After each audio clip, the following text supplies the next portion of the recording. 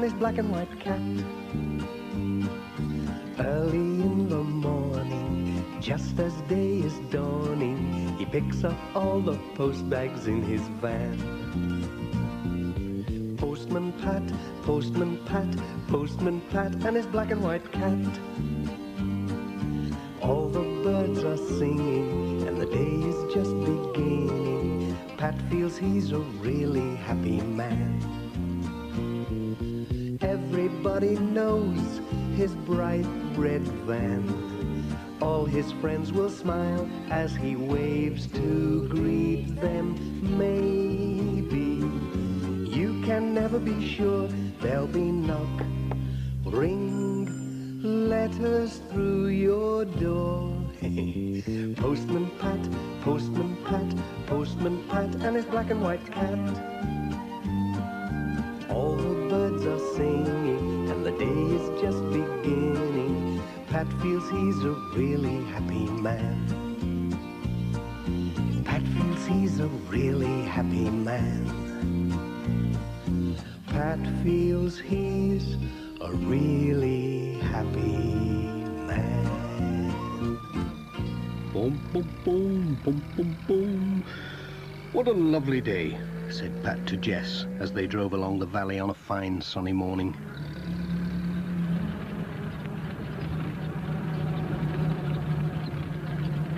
They came into the village and stopped at the post office as they did every day to collect the letters.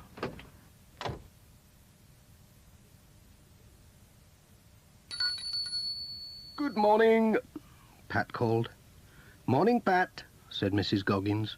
Looks like a busy day for you, lots of letters and parcels. Well, at least it's a nice day for it. That's odd, said Mrs. Goggins. Most of the post seems to be for Katie and Tom Pottage. Ah, but of course it's their birthday. Oh, so it is, said Pat.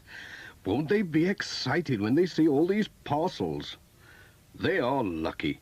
I remember when I was their age, waiting for the post. Hey, I'd better be on my way. They'll be looking out for me. Well, I'll be off.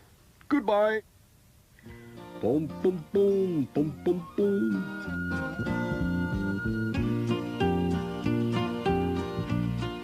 Pat was on his way.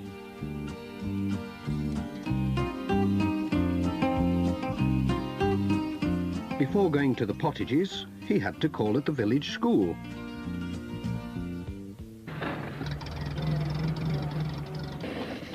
Some of the children had arrived early and were playing in the schoolyard.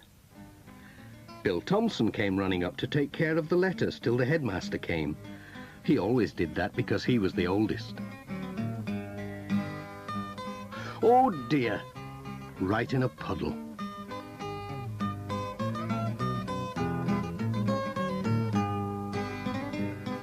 Sarah and Lucy Selby asked Pat if he was good at hopscotch because they'd just had new lines painted in the yard.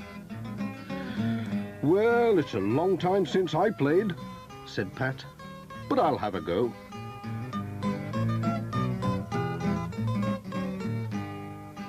Let's see now. He was quite good at it.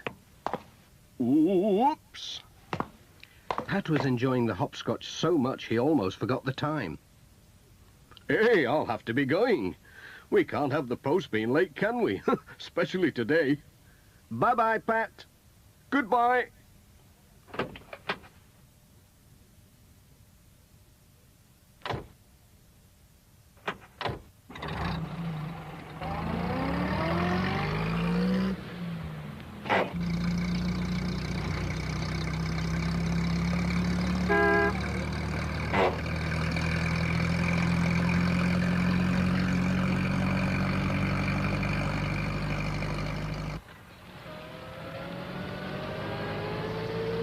Pat turned in at Greendale Farm. Katie and Tom saw him coming and ran to meet him.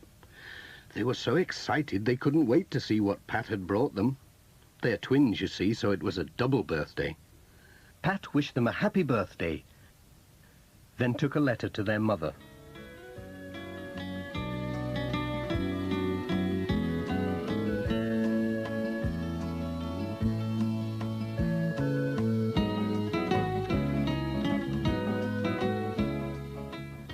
Tom's present was just what he wanted.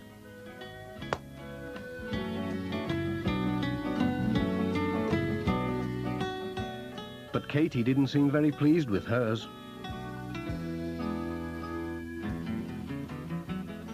"What's up with Katie?" asked Pat. She's wrong side out today," said Mrs. Pottage. "She's lost Sarah Ann." "Sarah Ann? Is that the little doll she takes to school?" "She takes it everywhere. She's lost without it. I don't know what we'll do if it doesn't turn up." "Oh, it's sure to turn up somewhere." "Trouble is, it could be anywhere. We went to see Aunt Alice yesterday and called at lots of places. She could have left it anywhere." "Don't worry, I'll look for Sarah Ann," said Pat. "I might come across her. I'm good at finding things, you know." "We'll get her smiling again, you'll see. Cheerio." "Come on, Jess. We've work to do."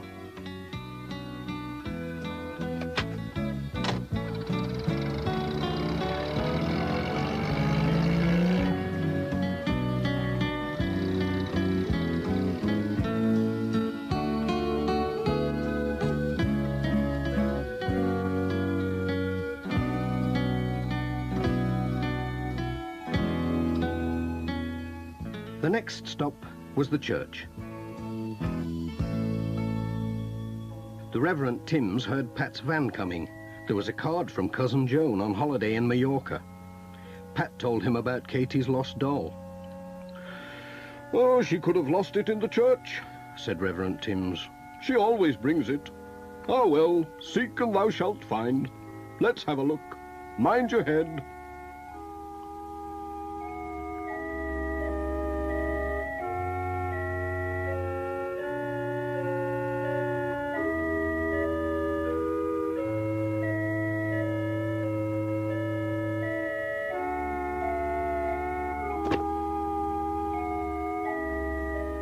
"Found anything?"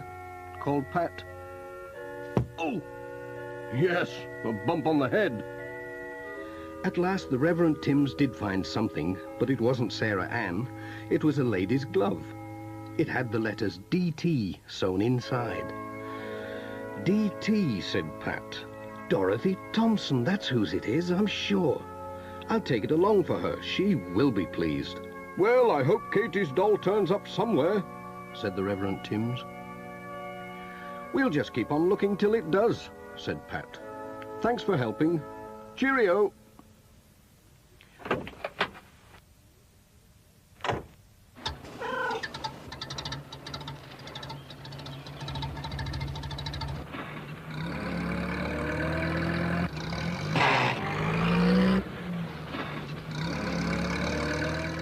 When Pat and Jess arrived at Thompson Ground, Mrs. Thompson was out with a basket, collecting the eggs.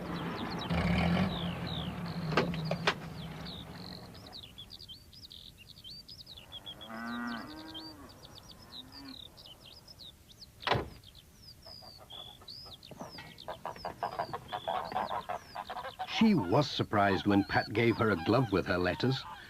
"Well, I never," she said. "Where did you find this? I've been looking everywhere for it." Then Pat told her about Katie's doll. "I was looking in the church for it. The Reverend Timms found your glove instead." "Now, let me see. Katie and her mother came to tea yesterday. She could have left her doll under a cushion. We'd better have a look."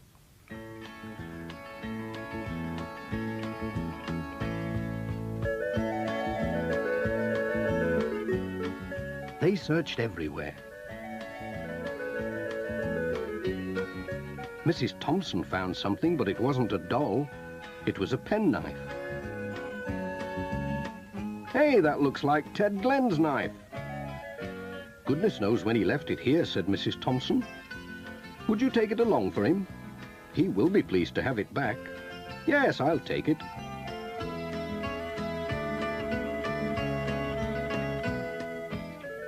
"I do hope you find Katie's doll." "We'll keep looking. See you tomorrow. Cheerio." "Bye-bye, Pat."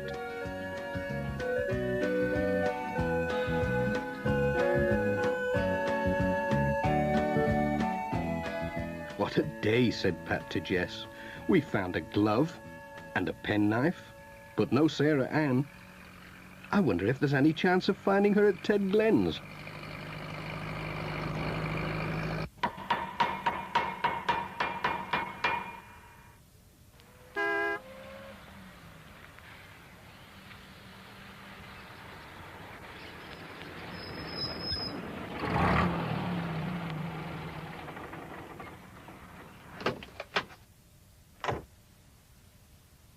Ted Glen was delighted to see his knife. He couldn't guess where Pat had found it. When Pat told him about Katie's lost doll, Ted said, she was here yesterday with her mother. They brought a lamp to repair. So they went to look in Ted's workshop.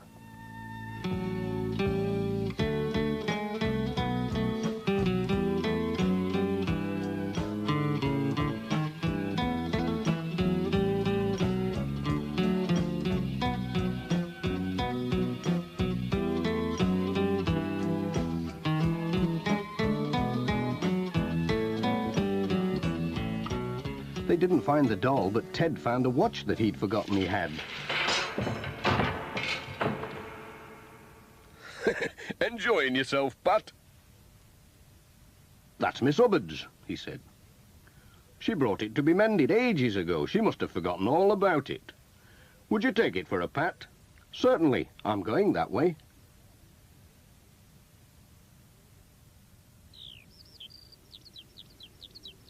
I hope you find the lassie's doll, said Ted. So do I, said Pat. I seem to be able to find everything else. Bye, Ted. So long, then.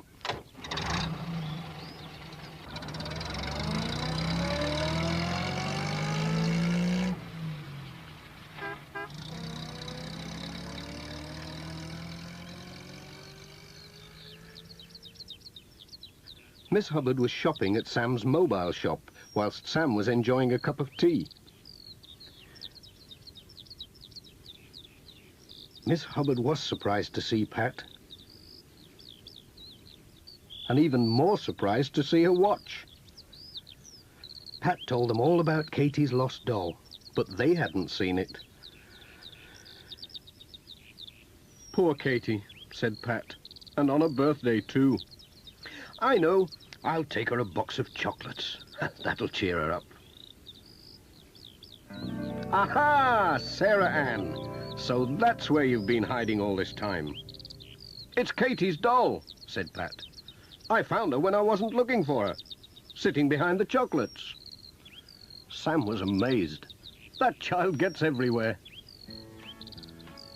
I'll take the chocolates anyway, said Pat. They'll make a nice birthday present. Cheerio!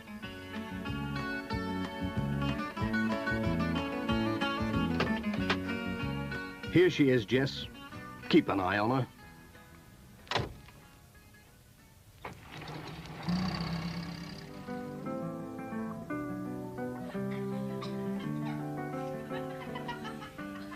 When Pat arrived at the twins' party with Sarah Ann and the chocolates, Katie gave a big smile, the first that day.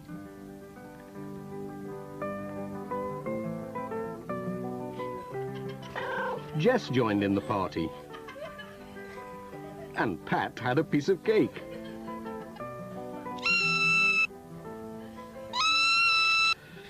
Delicious, said Pat, but it's time we were off. Bye-bye, Pat. Bye. Goodbye, everyone. Have a good time.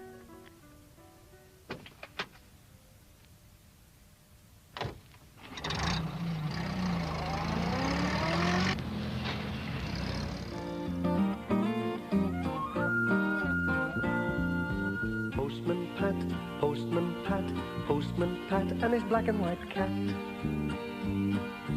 Early in the morning, just as day is dawning, he picks up all the post bags in his van.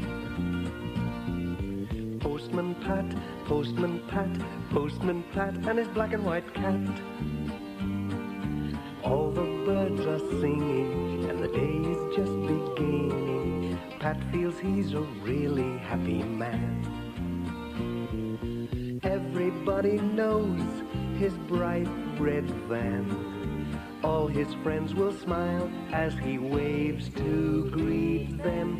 Maybe you can never be sure. There'll be knock, ring, letters through your door. Postman Pat, Postman Pat, Postman Pat, and his black and white cat. All the birds are singing, and the day is just beginning. Pat feels he's a really happy man. Pat feels he's a really happy man. Pat feels he's a really happy man.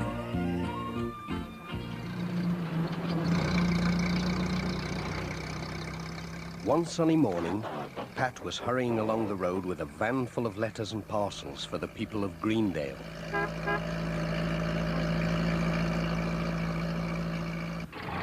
Suddenly, he had to stop. It was Alf Thompson driving his sheep across the road.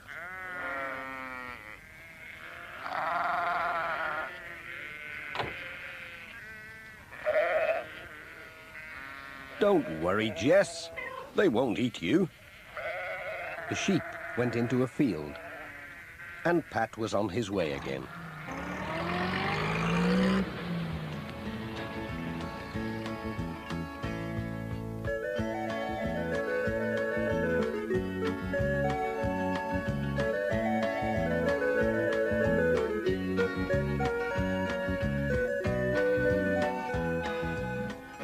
His next stop was at the village school.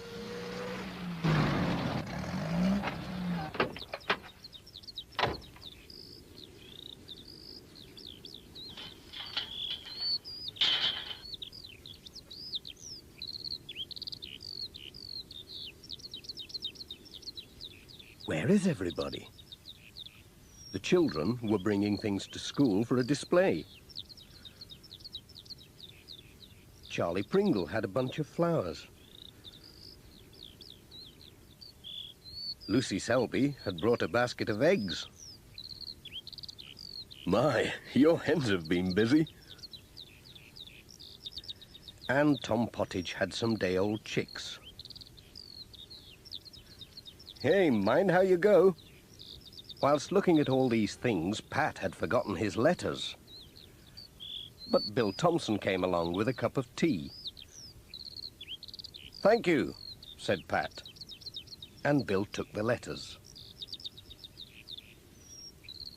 Sarah Gilbertson came for his cup. Have you done? She said. Nearly. Thanks, Sarah. That was grand. Goodbye.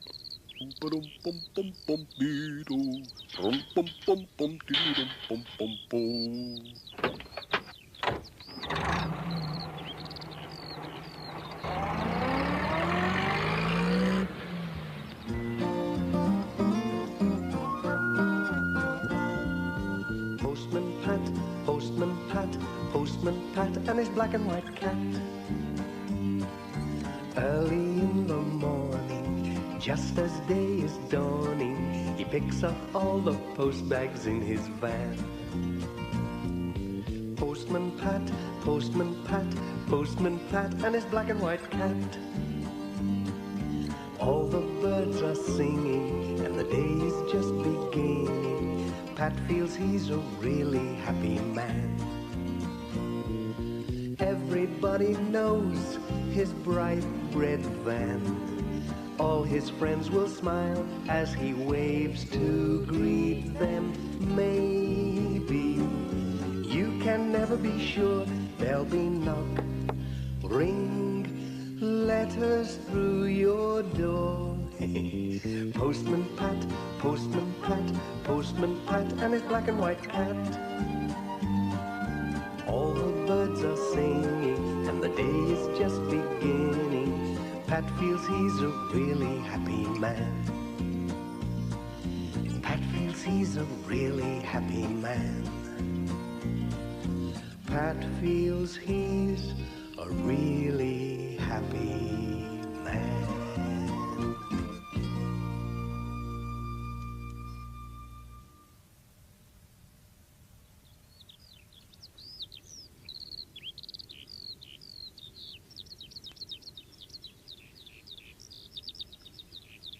Pat was getting on well with his round.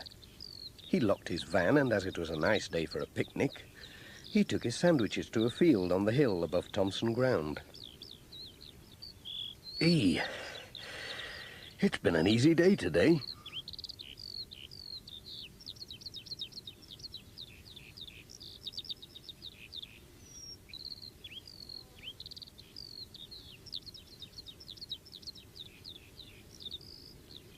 It was so warm that Pat soon fell asleep.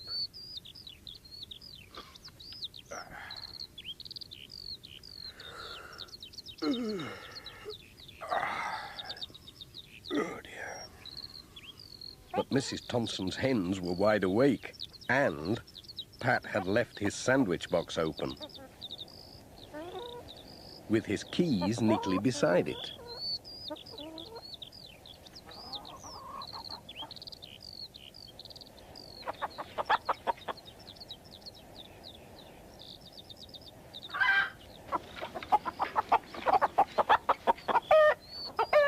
The noise woke Pat just in time to chase after his sandwiches.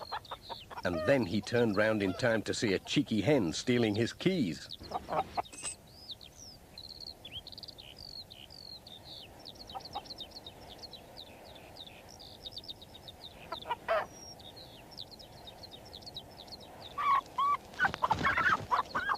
Oh, oops!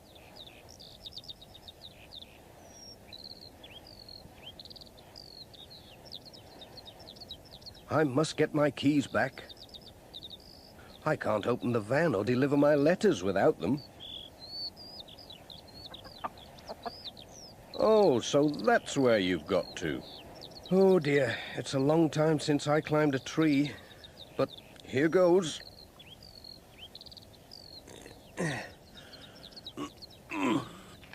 Oops.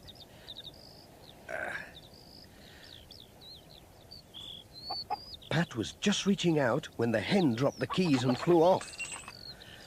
Now the keys were stuck in the tree, and as Pat was climbing towards them, the branch gave way and... Whoa! Oh! Right in the middle of a prickly bush. Ouch! Mrs. Thompson had heard the commotion and came to see what was going on. Pat told her about the thieving hen. "Dearie me," said Mrs. Thompson, "the little devil. She must think she's a magpie or some such. We'd better get a ladder and see if we can reach your keys." There'll be no more post today unless we can, said Pat. That won't do, said Mrs. Thompson, especially when I'm expecting a letter from Auntie Jean to say whether she's coming for Easter or not. So they went for the ladder.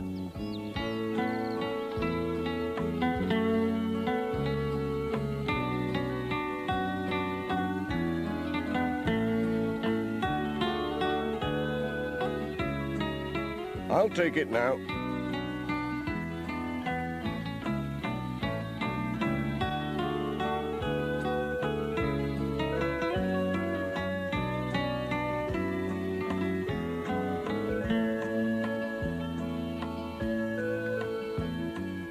They're here, all right.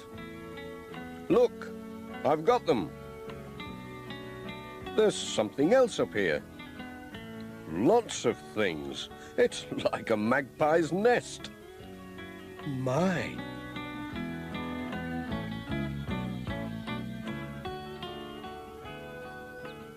He brought everything down to show Mrs. Thompson.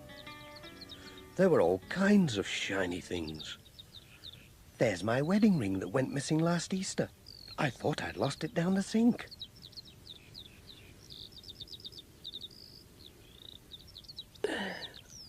That's all right. I'll get it down. Mind your head.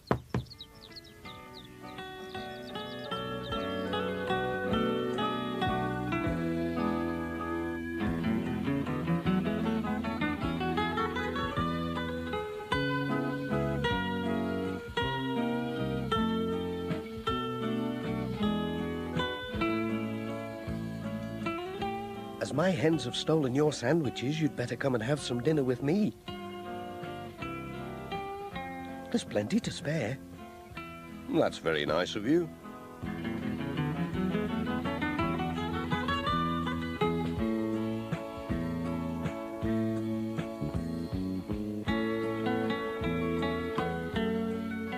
Pat was glad he lost his sandwiches when he saw what a good dinner Mrs. Thompson had cooked. Mrs. Thompson was glad too. She'd got her ring back. But it was soon time to be off. Thanks for the meal. It was lovely. Come on, Jess. Jess. Come on.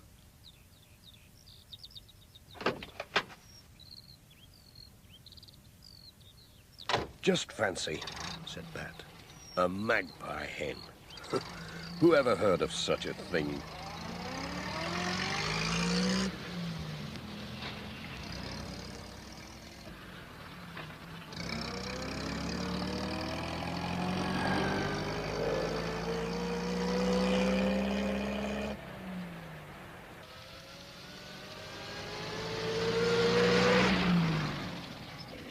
Pat stopped to tell Sam Waldron about the magpie hen. "It had better keep away from my van," he said. "I wonder if that's where my tie pin went."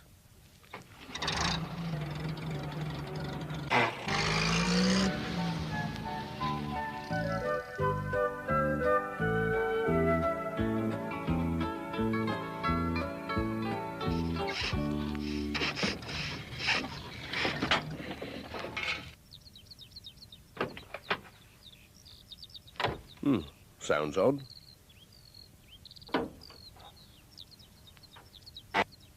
Oh, just needs a clean.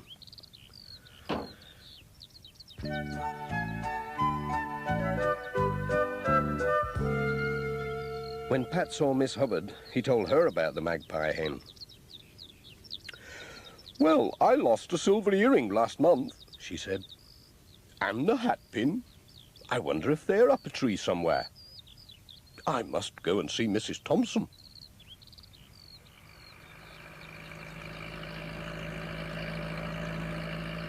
On the way home, Pat met Alf Thompson on his tractor and stopped to tell him about the magpie hen. Alf couldn't think of anything he'd lost, but he thought it was a good story. Pat had a letter for him. "Ooh, one for me. I'll not lose this anyway. Cheerio. Bye."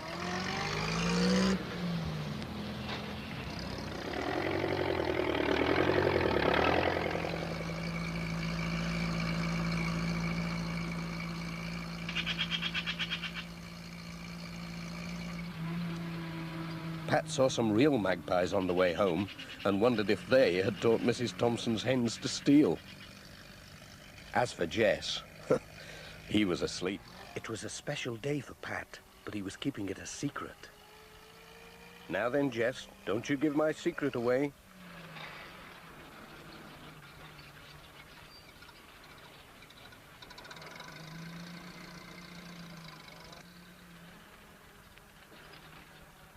Mrs. Goggins was looking out for Pat. She was very pleased about something. "Hello, Pat," she said. "There's a lot of post today."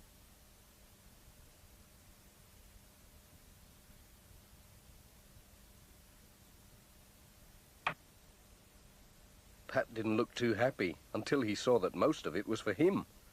But who could be writing to Pat?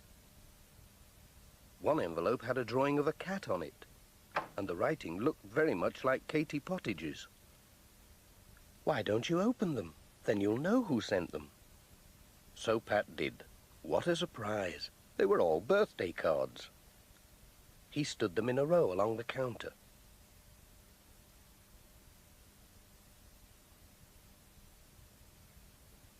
There was one from every person on his round. That was nice. But how did everyone know it was his birthday today? He'd kept it a secret all these years, and now they all knew. Funny. How on earth they found out, I couldn't say. But let me wish you a happy birthday too, and many happy returns. Pat bought 6 chocolate kittens. Then gathered up all his cards and letters and went on his way.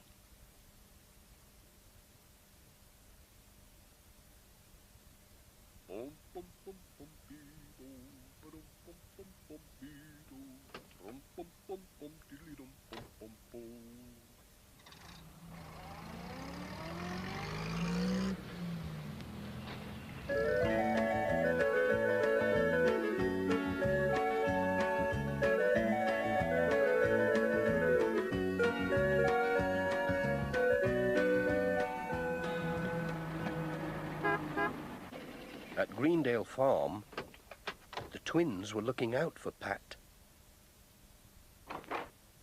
"Happy birthday, Pat," they said as he came in with the post. Thank you." Mrs. Pottage had just come in from the kitchen. "Happy birthday," she said. Pat showed the twins his cards.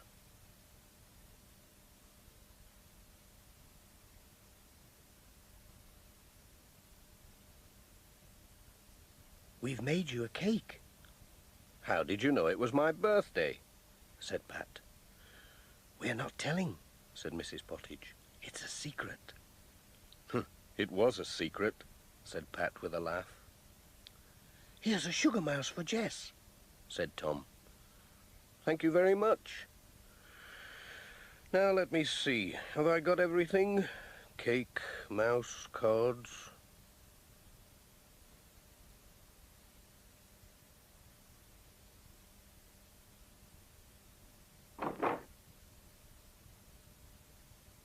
Goodbye.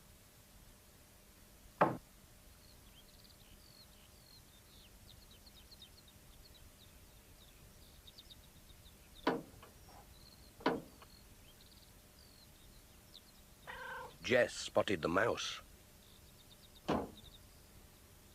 He thought he'd catch it before it got lost. "No," said Pat. "Save it for tea time. It won't run away." But Jess wasn't so sure.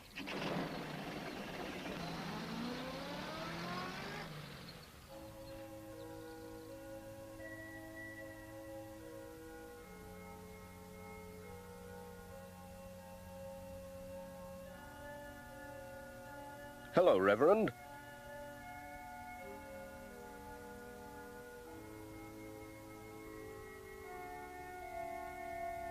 "A letter for you." "Oh, thank you. Been expecting this. And here's something for you to greet you on your birthday." "Thank you," said Pat. It was a leather-bound Bible. "Oh, thank you. But how did you know?" "He who reads shall learn." "Very kind of you. Goodbye." "Godspeed."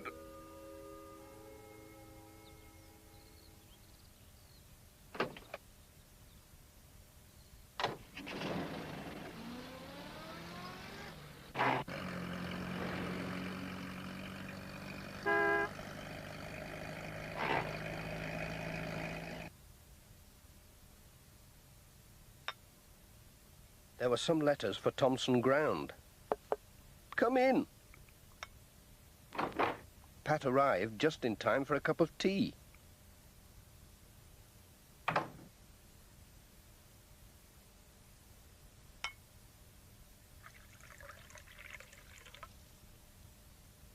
"Thank you. Oh, your letter."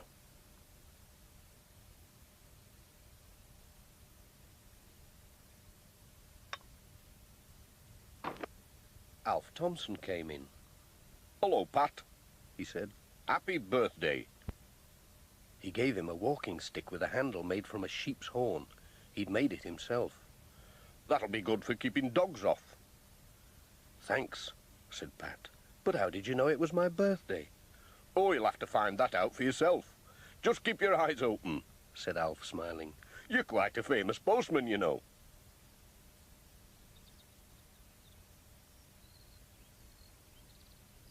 Whatever does he mean?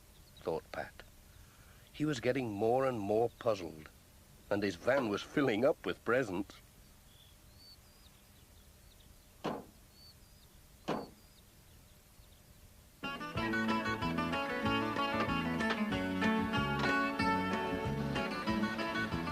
Jess didn't like the stick. He thought the horn might butt him when he wasn't looking.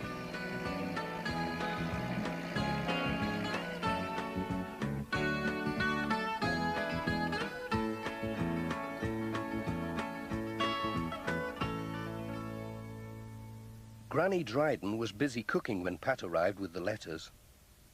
He'd brought her groceries too, as the mobile shop couldn't get up the lane to her cottage. Morning! Post! Granny Dryden had knitted something for Pat's birthday. Whatever was it? A woolly vest. "It'll keep you warm in the winter," said Granny Dryden. It looked very itchy. But Pat said, "Thank you, it's just the right size. How did you know it was my birthday?"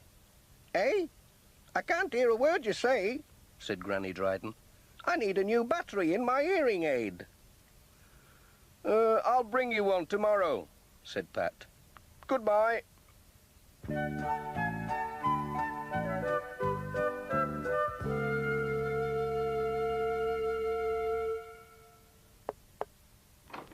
At Miss Hubbard's cottage, there was a glass of fruit juice waiting for Pat. There were 2 letters for her. Miss Hubbard drank his health and wished him a happy birthday. "Cheers." She gave him a steering wheel cover made of red velvet. "Thank you. That's lovely." She didn't tell him how she knew it was his birthday. "Goodbye."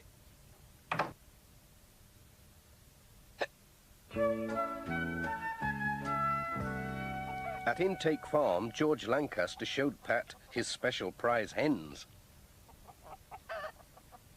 "They look champion," said Pat. "They are, they're champion layers," said George. "Just look at that." He gave him 2 dozen for his birthday and a dozen for the village school. "Thanks for the eggs, George." Then Sam Waldron arrived and gave Pat a punnet of strawberries and a carton of double cream for his birthday tea. "Thank you, Sam."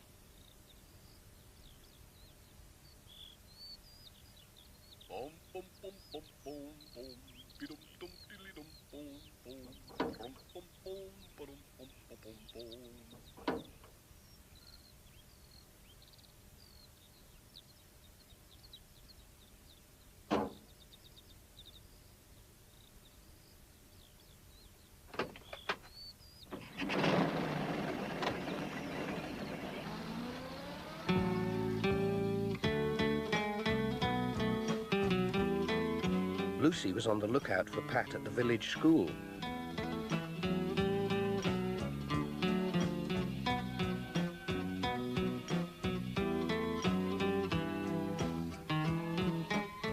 The children had made a picture of him on a big sheet of card with "Happy Birthday" written underneath and all their names.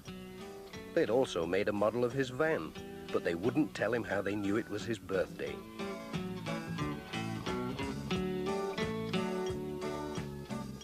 Pat had presents for them, a chocolate kitten each and the eggs from George Lancaster.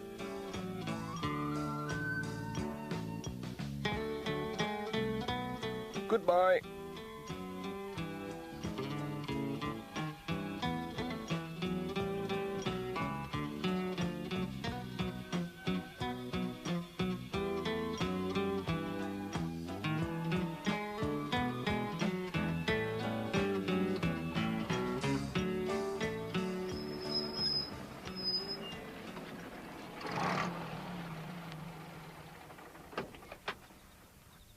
The day's round was nearly finished. Pat was just looking to see if there were any letters to collect when Peter Fogg came along on his tractor.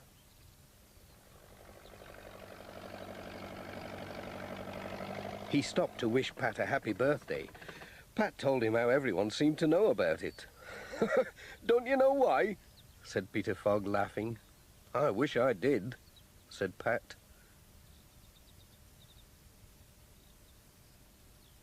Peter showed him a newspaper. It was this week's Pencaster Gazette. "Have a look at this," he said. Pat was amazed. There was an article about him, headed Postman of the Year.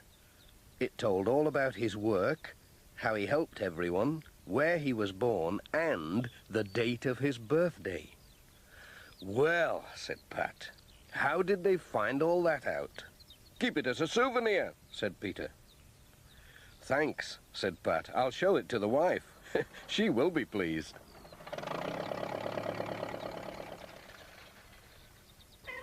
"All right, Jess, I'm coming. I know it's been a long day, but we're off home now."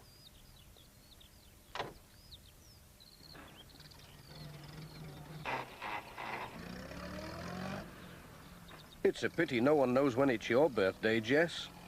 "Never mind. We'll have a little party tonight."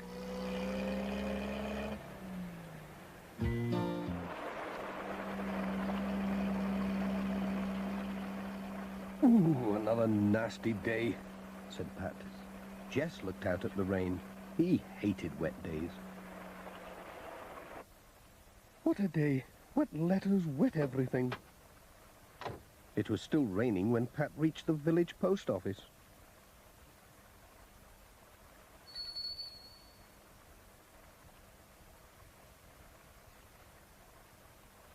"What dreadful weather. Just look at these letters.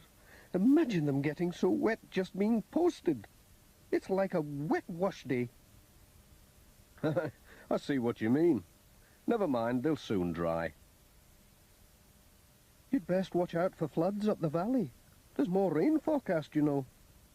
"Don't you worry, Mrs. Goggins. The post will get through."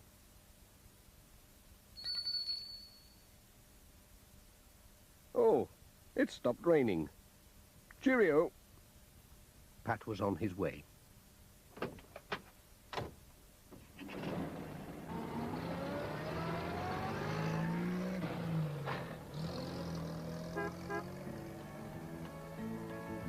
What a dismal day it was. Some people still had lights on indoors.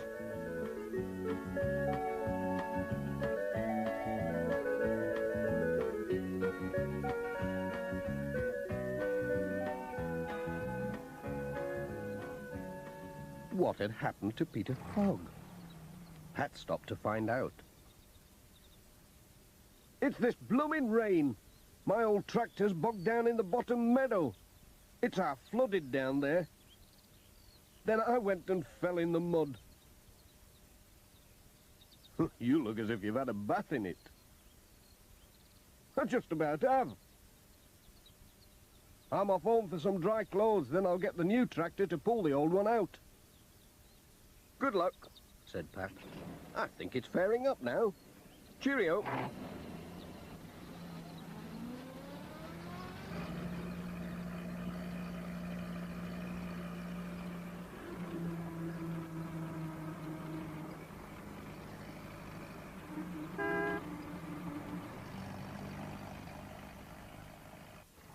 When Pat arrived at the school, some of the children were looking out to see if the rain had stopped.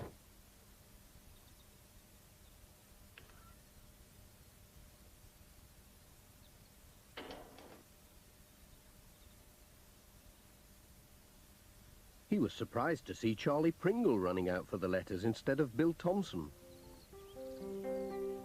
"Hello, Charlie. Where's Bill, then?" "He's off school today. They say there's flooding up at Thompson Ground. He'll be helping his dad get the sheep in." "Well, don't drop the letters. They've already had one wetting."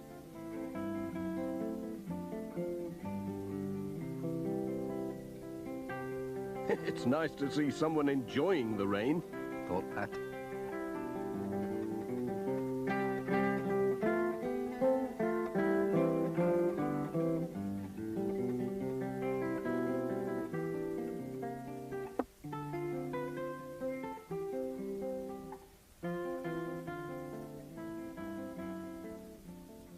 Whoops. Hey, watch it. Cheerio.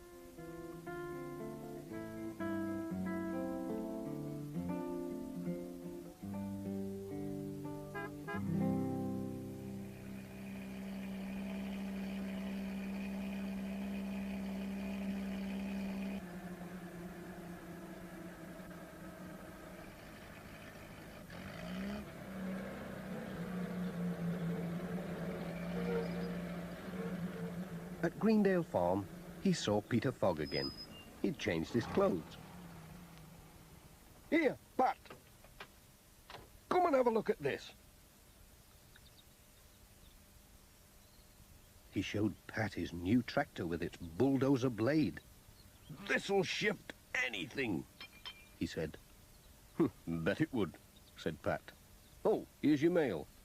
Oh, ta. Bye.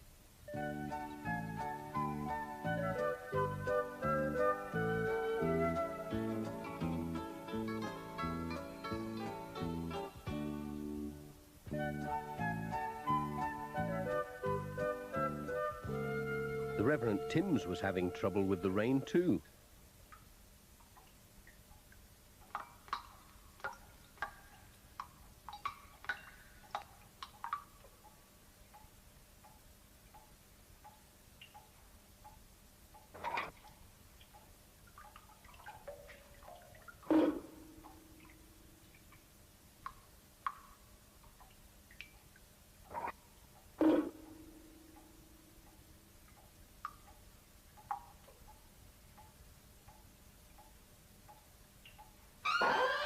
Good day, Pat, Said the Reverend.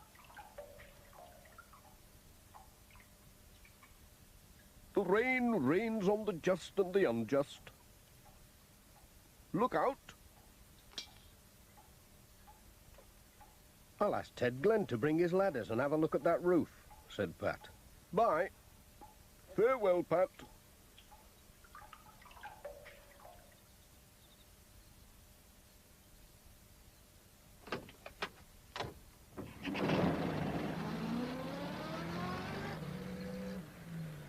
Sam Waldron was just along the road.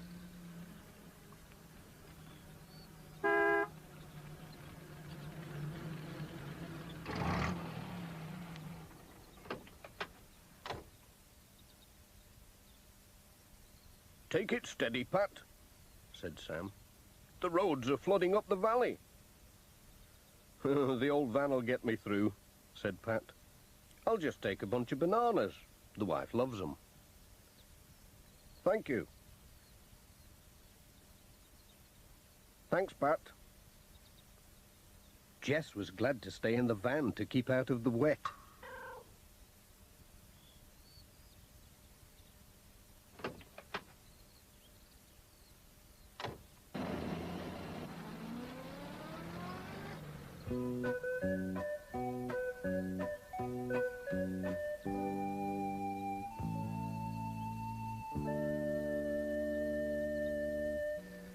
They were getting into the hills when they saw Mrs. Thompson standing in the road, waving to make them stop.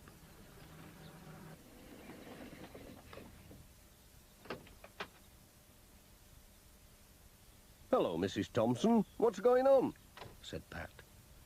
There are terrible floods in the top fields, Pat. And the water's brought tons of earth down and blocked the road. Come and see. Oh, dear me, said Pat. Can't we telephone the village for help? No, the lines are down. Well, can't we walk round it? No, it's too dangerous with these floods. And you could be buried if the land started to slip again.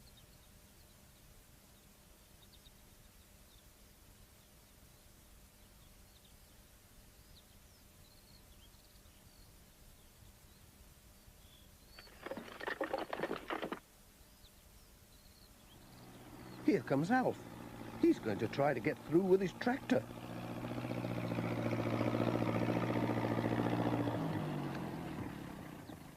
Do you think you can do it? Said Pat. I'll have a jolly good try. Off he went at top speed.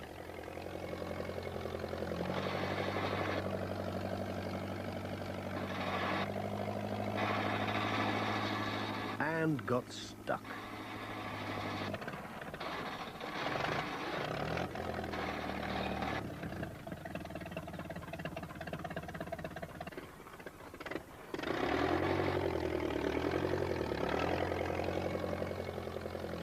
It's no good, said Al.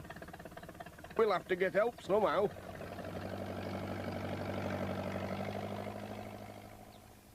Then Bill came with his model aeroplane.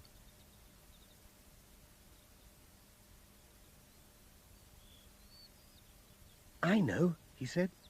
We can put a message on my plane and I can fly it across to Greendale Farm to get help. It's radio controlled, see? What a good idea. Clever lad. We'll send an airmail letter. So Pat scribbled a note. S-O-S. That'll do it.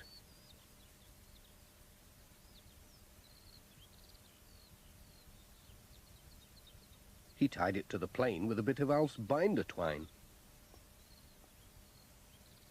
Good luck. Let's hope it gets through. Oh, I think he'll manage it. He's a clever lad. He built it himself, you know. Bill started the engine, and off it flew.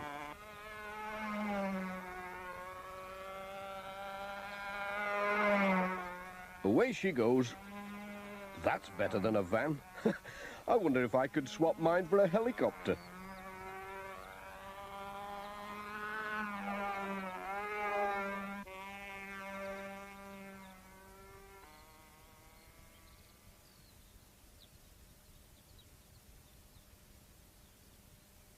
It seemed ages since the plane had gone. Pat was just thinking it must have crashed when he heard a powerful engine coming up the road on the other side of the blockage. It was Peter Fogg on his new tractor with the bulldozer blade. Got your message. Mind your back. Oh.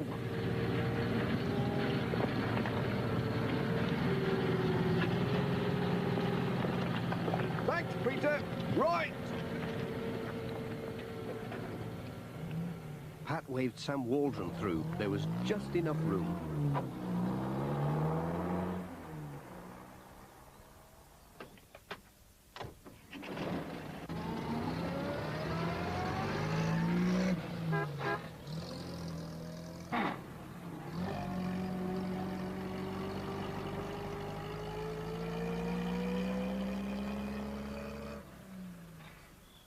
Ted Glenn was mending a wall for Mr. Pottage.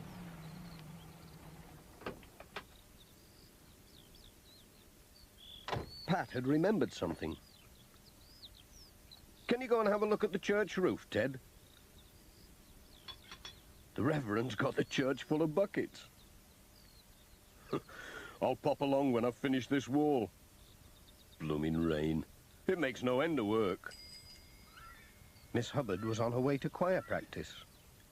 I'd turn back if I were you, said Pat. Or you might have to swim home. Swim? Said Miss Hubbard. It'll take more than a drop of rain to stop me. And on she went.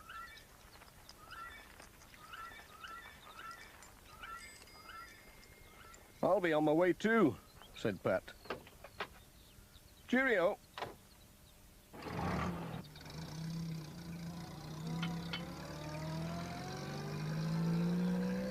As Pat wound his way along the valley, it looked like rain again. But there was a warm fireside to look forward to. When all the letters had been delivered.